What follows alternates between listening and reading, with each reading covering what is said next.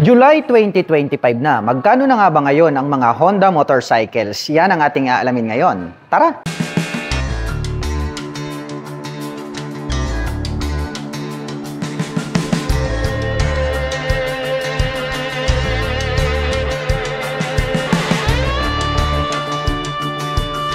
Honda Click 125 New 2025 version.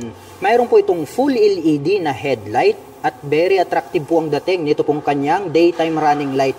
At located na po dito sa bandang itaas, ito pong kanyang mga LED na turn signals. Naka-front telescopic fork na black color dito sa harapan, habang naka-single shock absorber naman po dito sa likuran. Naka-mechanical key ang ignition at included na po rito yung kanyang seat opener. Naka-single rotor disc brake na flower design with single pot caliper na Tokiko dito sa harapan, habang naka-drum brake naman po dito sa likuran.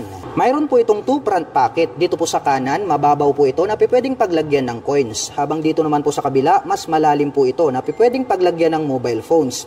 At bukod dyan ay meron na po itong integrated na USB charging port. May sukat na 90x80-14 dito sa harapan, habang mayroon naman pong sukat na 100x80-14 dito sa likuran. Naka fully digital meter panel display at ang kanya naman pong mga button selectors, meron po itong high beam and low beam, horn at ang kanyang turn signal selector. Habang dito naman po sa kabila, nandirito po yung kanyang electric starter. May park brake lock, may utility hook dito sa gitna. At malawak din po ito pong kanyang footboard. Malapad din po ito pong kanyang upuan at black color naman po ang kanyang seat cover. Matte brown color ang kanyang cast wheel at matte brown color din po ito pong kanyang integrated na grab bar. May side stand engine cut-off switch, naka-liquid cooled ang cooling system. Stylish po ito pong kanyang pipe at mayroon po itong single exhaust. Mayroon na din po itong integrated na mudguard. Naka full LED itong kanyang taillight at naka-pop up naman po ito pong kanyang mga LED na turn signals. At ito pong Honda Click 125 2025 version ay naka 3D emblem na po ito pong kanyang side profile. At ang presyo po ng Honda Click 125 Special Edition 2025 version ay nagkakahalaga po ito ng 84,900 pesos. At kung gusto mo naman pong kumuha ng hulugan ay kailangan mo pong mag-down payment ng 5,800 pesos. At mayroon naman po itong 4,572 pesos sa loob po yan ng 3 taon. Honda ADB 160. Ang astig po ng dating nito pong kanyang makapal na daytime running light at naka full LED na po ito pong kanyang high beam and low beam. Located naman po rito sa bandang itaas, ito pong kanyang mga LED na turn signals at clear color po ito pong kanyang windshield at ito po ay adjustable. Naka silver color ito pong kanyang front telescopic fork at ito po ay gumagamit ng single rotor disc brake na flower design with 2 pot caliper na Nissin brand black color with ABS at ito pong kanyang cast wheel is matte brown color na Y design at mayroon pong sukat ang kanyang gulong rito sa harapan na 110x80-14. Maporma din po pala ang dating nito pong kanyang upuan. Combination naman po ng black at gray ang kanyang seat cover at makikita natin ito pong kanyang pagkakatahi ay matibay. Buksan naman po natin ito pong kanyang underseat compartment. Ang lapad po at malawak, malalim. Ito pong kanyang underseat storage at kasya po rito ang isang full face helmet. At bukod dyan ay marami pa po tayong mailalagay na mga personal na gamit. Itim naman po ang kulay nito pong kanyang integrated na grab bar. At mahaba po ito pong kanyang pillion board. At meron po itong footrest extension. At meron naman po itong rubber cover on top na anti-slip. Located naman po dito sa gitna ito pong kanyang fuel tip. At ito po ay mayroong fuel tank capacity na 8.1 liters. At meron naman po itong fuel consumption na 45 km per liter. Naka-dual sub-tank shock absorber ang kanyang rear suspension. At ito po ay Showa brand. Gold color naman po yung kanyang canister. Naka fully digital meter panel display at mayroon po itong button selector dito sa bandang gitna. Naka matte brown color ito pong kanyang naked na handlebar. At ang kanya naman pong mga button selector, mayroon po itong high beam and low beam, horn at turn signal selector. Habang dito naman po sa kabila, nandirito po yung kanyang auto stop start system, hazard button at ang kanyang electric starter. At ito po ay gumagamit ng smart keyless system para sa kanyang ignition. Included na po rito yung kanyang fuel at set button. Habang dito naman po sa kabila, mayroon po itong front pocket. Buksan natin, malalim po ito. At pwede po tayong maglagay rito ng mobile phones. At bukod dyan ay mayroon na rin po siyang integrated na USB Type-A port. At ito po ay gumagamit ng single rotor disc brake na flower design with Nissin na single pot caliper, black color. Matte brown naman po ito pong kanyang cast wheel. At may sukat naman po ang kanyang gulong rito sa likuran na 130x70-13. At ito po ay naka dual purpose pattern tires. Naka X design naman po ito pong kanyang full LED na na taillight at located naman po rito sa bandang ibaba. Ito pong kanyang mga nakapop up na turn signals. At ang presyo po ng Honda ADB 160 ay nagkakahalaga po ito ng 166,900 pesos. At kung gusto mo naman pong kumuha ng hulugan ay kailangan mo pong mag-down payment ng 31,800 pesos. At mayroon naman po itong 7,450 pesos sa loob po yan ng 3 taon. Honda Click 160. Ang astig po talaga ng pagkakadesenyo nito pong kanyang full LED na headlights at mayroon po itong mahabang daytime running light. Located po dito sa bandang itaas, ito pong kanyang mga LED na turn signals. Naka-black color ang kanyang front telescopic fork at ito po ay gumagamit ng single rotor disc brake with single pot caliper na Tokiko ang brand with CBS. At ito pong kanyang cast wheel is matte brown color at may sukat po ang kanyang gulong rito sa harapan na 100 by 80-14. Malapat din po ito pong kanyang upuan. Itim naman po ang kulay nito pong kanyang seat cover. Buksan naman po natin para masilip natin ito pong kanyang underseat compartment. Kasya naman po rito ang isang half-face helmet. At dito naman po located ito pong kanyang fuel tank. At ito po ay mayroong fuel tank capacity na 5.5 liters. At mayroon naman po itong fuel consumption na 45 km per liter. Itim po ang kulay nito pong kanyang integrated na grab bar. Naka fully digital meter panel display at dito po sa bandang itaas yung kanyang mga light indicators at meron naman po itong 2 button selector dito sa bandang ibaba.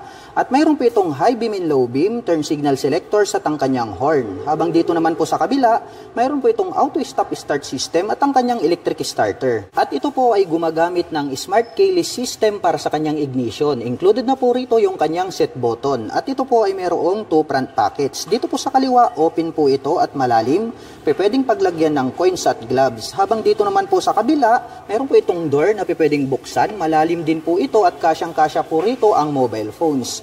At bukod dyan ay meron na rin po siyang integrated na USB Type-A port. At mayroon po itong utility hook dito po sa bandang gitna. Malawak din po ito pong kanyang footboard kaya malaya po nating maikikilos ang ating mga paa. At ito po ay equipped with single shock absorber dito sa likuran at gumagamit po ito ng mechanical drilling trailing or drum brake para po dito sa kanyang rear braking system. Matte brown po ito pong kanyang cast wheel at may sukat po ang kanyang gulong rito sa likuran na 120 by 70-14 at ito po ay naka-tubeless na. At mayroon po itong integrated na mudguard, naka-liquid cooled ang kanyang cooling system. Combination po pala ng black at gray ito pong kanyang pipe at mayroon po itong single exhaust. Unique din po pala ang pagkakadesenyo nito pong kanyang full LED na taillight at located naman po rito sa bandang ibaba. Ito pong kanyang mga LED na turn signals. At ang presyo po ng Honda Click 160 ay nagkakahalaga po ito ng 116,900 pesos. At kung gusto mo naman pong kumuha ng hulugan ay kailangan mo pong mag-down payment ng 10,000 pesos. At mayroon naman po itong 6,011 pesos sa loob po yan ng 3 taon. Honda PCX 160 2025 model. Ang astig po pala ng dating nito pong kanyang V-shape design na daytime running light at located naman po dito sa bandang itaas. Ito pong kanyang mga LED na turn signals. At pag atin namang tinitigan ito pong kanyang bagong headlight, para po siyang nanlilisik na mata ng eagle. Kaya talagang napakaastig ng kanyang dating. Naka-smart keyless system ang ignition. Included na po rito yung kanyang fuel at set button. Naka-single rotor disc brake with 2-pot caliper na Nissin brand with CBS. Habang naka-single rotor disc brake with single pot caliper na Nissin brand dito sa likuran. Mayroon po itong side pocket, buksan natin. Malalim po ito at pwede po kayong maglagay rito ng mobile phones, coins at gloves. At mayroon na rin po siyang integrated na USB Type-C port. Naka-fast charging na po pala ito. Naka-black color ang kanyang front telescopic fork, habang naka-dual shock absorber naman po dito sa likuran. Glossy black naman po ang kulay nito pong kanyang windshield. Naka-fully digital meter panel display at nagkaroon na po siya ngayon ng handlebar cover. Combination po ng gray at black ito pong kanyang cover at may nakalagay naman po rito na Honda badge. At pagdating naman po sa kanyang mga button selectors, meron po itong high beam and low beam, horn at ang kanyang turn signal selector. Habang dito naman po sa kabila, nandirito po yung kanyang auto stop start system, hazard button at ang kanyang electric starter. At ito po ay mayroong black color na cast wheel at ang sukat po ng kanyang gulong rito sa harapan ay mayroong sukat na 110 by 70-14. Habang mayroon naman pong sukat na 130 by 70-13 dito sa likuran. Maluwag din po ito pong kanyang footboard at mayroon po itong rubber cover on top. At mayroon po itong footrest extension. May side stand engine cut-off switch at alloy naman po ito pong ating foot peg legs para po sa ating backrider. At may nakalagay naman po na PCX 3D emblem dito po sa kanyang side profile. Combination po ng black at matte brown, ito pong kanyang CVT cover. At may naka-intact naman po dyan na Honda. Ang lapad po nito pong kanyang upuan at malambot kaya comfortable din po siyang sakyan. Combination po pala ng gray at black, ito pong kanyang seat cover. Buksan naman po natin ito pong kanyang underseat compartment. Ang lapad po at ang lawak, malalim din po ito pong kanyang seat storage. Ito pong kanyang integrated na grab bar is gray color din po siya. The same po ng kulay dito po sa kanyang mga pairings, kaya po napaka-premium ng kanyang dating.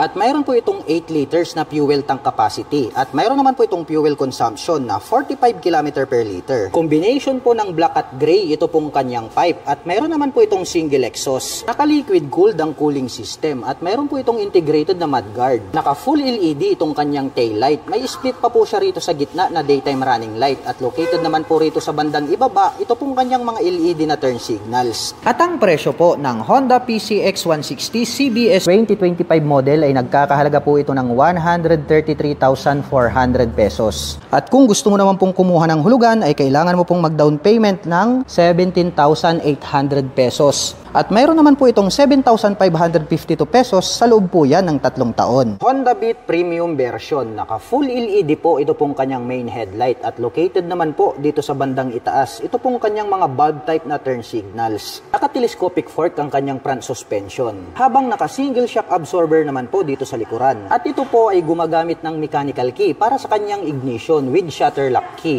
At dito na rin po located dito pong kanyang seat opener. At meron po itong 2 front pocket. Dito po sa kabila, maluwag po ito at open. Pwede po nating paglagyan ng coins at gloves. Habang dito naman po sa kabila, dito naman po located dito pong kanyang USB power outlet. At mayroon po itong integrated na utility hook dito po sa bandang gitna. Naka-single rotor disc brake with single pot caliper dito sa harapan. Habang naka-drum brake naman po dito sa likuran. At ang kagandahan po ng Honda Beat ay meron po itong kickstarter. At may nakalagay naman po na Beat 3D emblem dito po sa kanyang side profile. At ito po ay naka-cast wheel at may sukat po ang kanyang gulong rito sa harapan na 80 by 90-14. Habang mayroon naman pong sukat na 90 by 90-14 dito sa likuran. Malawak din po ito pong kanyang footboard at mayroon naman po itong plastic cover on top na anti-slip. At ito po ay equipped with side stand engine cut-off switch at metal naman po with rubber cover on top. Ito pong ating pillion step para sa ating backrider. Simple lang naman po ang dating nito pong kanyang upuan. Black color naman po ito pong kanyang seat cover. At mayroon naman po itong 12 liters na underseat storage. Maluwag na rin po ito at marami na din po tayong mailalagay rito na personal belongings. Dito naman po located dito pong kanyang fuel tank at mayroon naman po itong fuel tank capacity na 4.2 liters at mayroon naman po itong fuel consumption na 58 km per liter. Black color naman po ito pong kanyang integrated na grab bar. Combination po ng analog at digital ang kanyang meter panel display. Mayroon po itong high beam and low beam, horn at ang kanyang turn signal selector.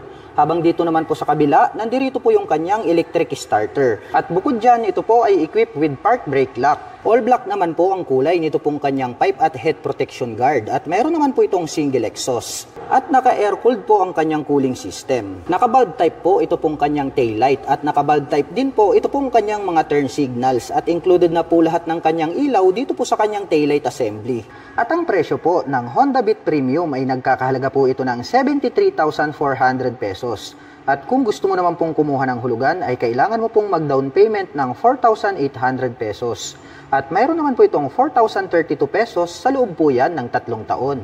Honda Wave RSX 110 Special. Naka-bulb type po ito pong kanyang low beam dito po sa kanyang handlebar. At located naman po dito sa gitna, ito pong kanyang high beam. Naka-bulb type din po yan. At included na rin po dito ito pong kanyang mga bulb type na turn signals. Naka-telescopic fork na gray color itong kanyang front suspension. Habang naka-dual shock absorber naman po dito sa likuran. Naka-analog po ito pong kanyang meter panel display. At mayroon po itong high beam and low beam, horn at ang kanyang turn signal selectors. Habang dito naman po sa kabila, nandirito po yung kanyang electric starter. Naka-single rotor disc brake with single pot caliper na Nissin brand dito sa harapan. Habang naka-drum brake naman po dito sa likuran. Naka-mechanical key ang ignition with shutter lock key for safety purposes. Maluwag din po ito pong kanyang underseat compartment. Marami na din po tayong mailalagay rito na personal belongings. At located naman po rito ito pong kanyang fuel tank. At meron po itong fuel tank capacity na 4 liters.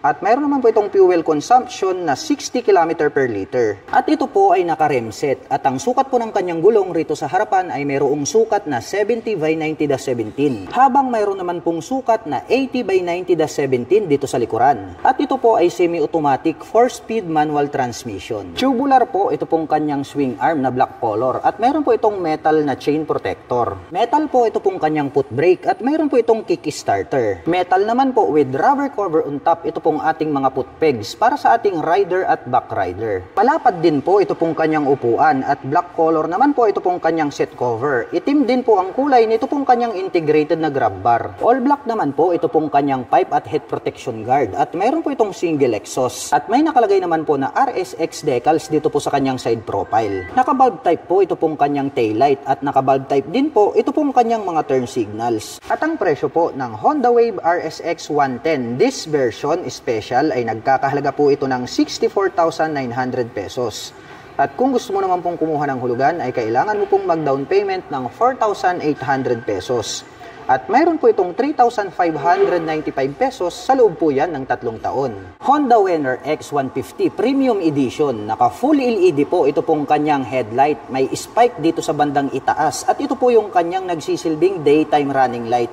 At located naman po rito sa gilid, ito pong kanyang LED na turn signals. Naka-telescopic fork dito sa harapan na gold color, habang naka-monoshock absorber naman po dito sa likuran. At mayroon po itong fuel tank capacity na 4.5 liters. At mayroon naman po itong fuel consumption na 52.3 km per liter. Combination po ng black at red, ito pong kanyang handlebar cover. At mayroon naman po itong smoke type na visor. Naka-single rotor disc brake na flower design with Nissin na single pot caliper na gold color with ABS. Habang naka-single disc brake with single pot caliper na gold color Nissin brand dito sa likuran. Naka-smart keyless system ang ignition. Included na po rito yung kanyang set button. Habang mayroon naman po itong built-in na USB charging port dito sa kabila. Sporty looks ang dating nitong kanyang pipe at mayroon naman po itong single exhaust. At ito po ay naka-cast wheel na black color wide design at may sukat po na 90 by 80-17 ang kanyang gulong rito sa harapan. Habang mayroon naman pong sukat na 120 by 70-17 dito sa likuran. Naka-fully digital meter panel display at mayroon po itong passing light, high beam and low beam, horn at ang kanyang turn signal selector. Habang dito naman po sa kabila, nandirito po yung kanyang electric starter. At mayroon po itong 6-speed manual transmission. Alloy po with rubber cover on top. Ito pong ating pillion step para sa ating rider. At alloy din po, ito pong ating pillion step para sa ating back rider. Tubular po, ito pong kanyang swing arm. At black color naman po, ito pong kanyang chain protector. Combination po ng black at gray, ito pong kanyang seat cover. At itim naman po ang kulay, ito pong kanyang integrated na grab bar. At may nakalagay naman po na 3D emblem na Venner X dito sa kanyang side profile. At ito po ay gumagamit ng liquid cooled para sa kanyang cooling system. Naka full LED na po ito pong kanyang taillight at naka pop up naman po ito pong kanyang mga LED na turn signals. At ang presyo po ng Honda Venner X150 ABS Premium ay nagkakahalaga po ito ng 129,900 pesos. At kung gusto mo naman pong kumuha ng hulugan ay kailangan mo pong mag-down payment ng 13,800 pesos. At mayroon naman po itong 6,473 pesos sa loob po yan ng 3 taon. Kung ang hanap mo naman ay comfortable riding, ito po yung highly recommended. Ito po yung kanilang Honda PCX 160 ABS version. Napakaastig po talaga ng pagkakadesign nitong kanyang headlight assembly dahil napakahaba po nitong kanyang mga ilaw. At glossy black naman po itong kanyang integrated na visor. At equipped na po pala ito ng HSTC, also known as Honda Selectable Torque Control. At equipped na rin po ito ng single channel ABS para po dito sa kanyang front braking system. At ito po ay gumagamit ng single rotor disc brake with 2-pot caliper na Nissin brand. At ito pong kanyang mag wheel is matte brown color. Mayroon din po itong footrest extension. Naka fully digital meter panel display, naka naked handlebar, at gumagamit naman po ito ng smart keyless system para po dito sa kanyang ignition. Located naman po rito sa bandang gitna, ito pong kanyang fuel tip. Kaya very accessible itong kanyang fuel tank. Napakalapad po talaga nitong kanyang upuan. Dito po sa kanyang side profile, may nakalagay po rito na PCX 160 na 3D emblem. Naka-liquid cooled ang cooling system. Naka-dual shock absorber para po dito sa kanyang rear suspension. Naka-single rotor disc brake with single pot caliper na Nissin brand dito po sa kanyang rear braking system. Napakalapad din po pala ng pagkakadesign nito pong kanyang taillight. At ang presyo po nito pong kanilang Honda PCX160 na ABS version ay nagkakahalaga po ito ng 149,900 pesos. At kung balak mo naman pong kumuha ng hulugan ay kailangan mo lang pong mag-down payment dito ng 20,000 pesos. Ito po ang pinakabagong Honda Giorno Plus 125 CBS. Ito pong kanyang headlight design is nahati po siya sa dalawa. Mayroon po siyang split na daytime running light dito sa gitna. At ito pong kanyang mga turn signals is diamond type. Bulb type po yung kanyang ginagamit.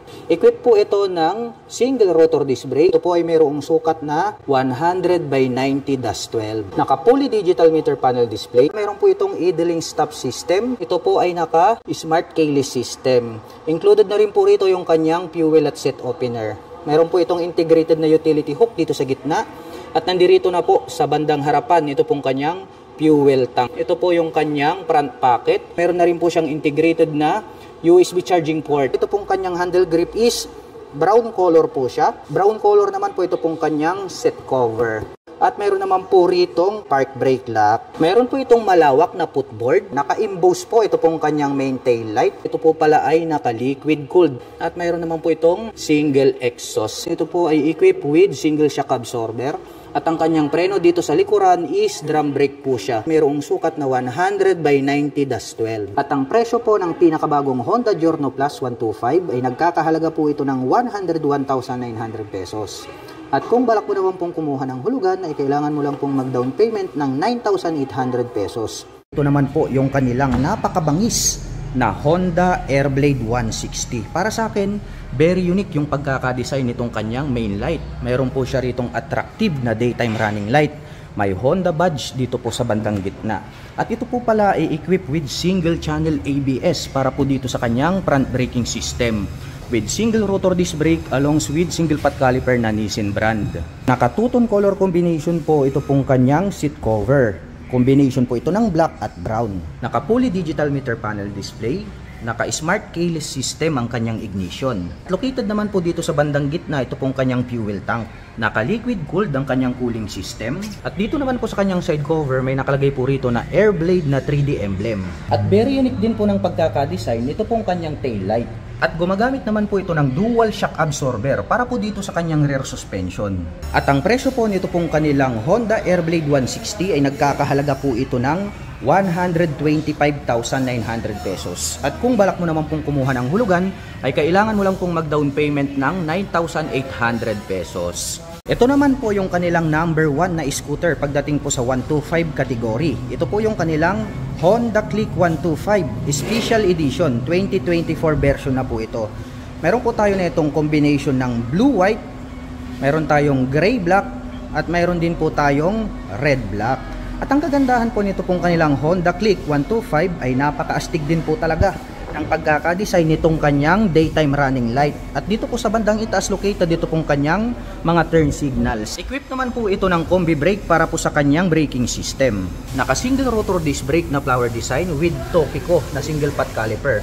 At mapapansin po natin ito pong kanilang special edition ay matte brown po ang color nitong kanyang magwheel. Naka fully digital meter panel display, naka mechanical key ang kanyang ignition. At mayroon naman po itong two front pocket dito sa harapan. Itong bandang kanan ay mas mababaw, pwedeng paglagyan ng coins. Dito naman po sa kabila mayroon po ritong door at pwede nating buksan, mas malalim, at pwede po tayong maglagay dyan ng mobile phones. At makikita natin mayroon po siya ritong integrated na USB charging port. Mayroon din po itong malawak na footboard. Matte black color naman po ito pong kanyang seat cover. Malambot din at malapad itong kanyang upuan. Buksan naman po natin para masilip natin ito pong kanyang underseat compartment. Ito po pala ay mayroong 18 liters. At dito na rin po located ito pong kanyang fuel tank. At mapapansin po natin dito po sa kanilang special edition, ito pong kanyang integrated na grab bar is matte brown. Hanggang dito po sa kanyang mga mag wheels is matte brown lang din po siya. Naka-liquid cooled ang kanyang cooling system. Sporty looks design. Ito pong kanyang stock na single muffler. Unique din po ang dating nito pong kanyang taillight. At ito po ay equipped with single shock absorber para po rito sa kanyang rear suspension. Naka-drum brake naman po ang kanyang preno dito sa likuran. At ang presyo naman po nito pong kanilang Honda Click 125 na special edition ay nagkakahalaga po ito ng 83,900 pesos. At kung balak mo naman pong kumuha ng hulugan, ay kailangan mo lang pong mag-down payment dito ng 5,800 pesos. Ito po yung kanilang pinakabagong Honda RS125. Ito pong kanyang headlight is gumagamit po siya ng bulb type at naka-emboss naman po rito sa magkabila ito pong kanyang mga turn signals. Mayroon din po itong maliit na visor, may nakalagay po rito na Honda decal. At ito naman po ay gumagamit ng single rotor disc brake with single pot caliper na Nissin brand. At ito pong version na to, ito po ay naka-spokes rim set. Naka-analog ang kanyang meter panel display, naka-mechanical key ang kanyang ignition, at ito po ay naka-naked handlebar. At ang motor po na ito ay naka-semi-automatic. Malapad din po at mahaba ito pong kanyang stock na upuan. Naka-dual shock absorber ang kanyang rear suspension. Equip po pala ito ng drum brake para po dito sa kanyang rear braking system. Simple lang po ang dating nito pong kanyang stock pipe. At mayroon po itong integrated na kickstarter at electric starter. Pointed din po ang pagkakadesign nitong kanyang taillight. Included na rin po dito yung kanyang turn signals dito po sa kanyang taillight assembly. At ang presyo po nito pong kanilang pinakabagong Honda RS125 ay nagkakahalaga po ito ng 75,900 pesos. At kung balak mo naman pong kumuha ng hulugan ay kailangan mo lang pong mag-down payment dito ng 5,800 pesos. Ito naman po yung kanilang Honda Click 125 standard version. The same lang din po yung kanyang headlight design sa kanilang special edition, napakabangis at napakaastig. Ngunit ang pagkakaiba po nila, ito pong kanilang standard version, ito pong kanyang cast wheel is matte black color. Equipped naman po ito ng single rotor disc brake na flower design with single pot caliper na matte black. At equipped po ito ng combi brake para naman po rito sa kanyang front braking system. Naka-fully digital meter panel display at gumagamit naman po ng mechanical key para po dito sa kanyang ignition. Mayroon po itong 2 front pocket, mababaw po itong kanan, pwedeng paglagyan ng coins. Habang dito naman po sa kabila, mayroon po ritong door na pwede nating i-press at pag ating binuksan, mas malalim po siya at pwede po tayong maglagay dyan ng mga mobile phones. At mayroon na din po siyang integrated na USB charging port, pwede po tayong mag-recharge ng mobile phones and gadgets. Malawak din po itong kanyang footboard. Malapad din po itong kanyang upuan at malambot. Black color naman po itong kanyang seat cover. Buksan naman po natin, ito po palang kanyang underseat compartment ay mayroon po itong 18 liters. At dito na rin po located ito pong kanyang fuel tank. Matte black color naman po itong kanyang integrated na grab bar. Pagdating po sa kanilang special edition is manonotice natin na ito pong kanyang grab bar is matte brown color. Pero itong standard is matte black color po siya. Naka-liquid cooled ang cooling system. Ito po pala ay equipped with single shock absorber para naman po rito sa kanyang rear suspension. Naka-drum brake naman po ang kanyang preno dito sa likuran. At ang ganda rin po ng pagkakadesign nito pong kanyang tail light. At ang presyo po nito pong kanilang pinakabagong Honda Click 125 2024 version na standard version ay nagkakahalaga po ito ng 81,400 pesos. At kung balak mo naman pong kumuha ng hulugan ay kailangan mo lang pong mag-down payment dito ng 5,800 pesos. Ito naman po yung kanilang Honda PCX 160. Ito po yung kanilang CBS version. Para sa akin, napaka-attractive ng pagkakadesign nito pong kanyang headlight assembly dahil talagang napakahaba at napakalapad.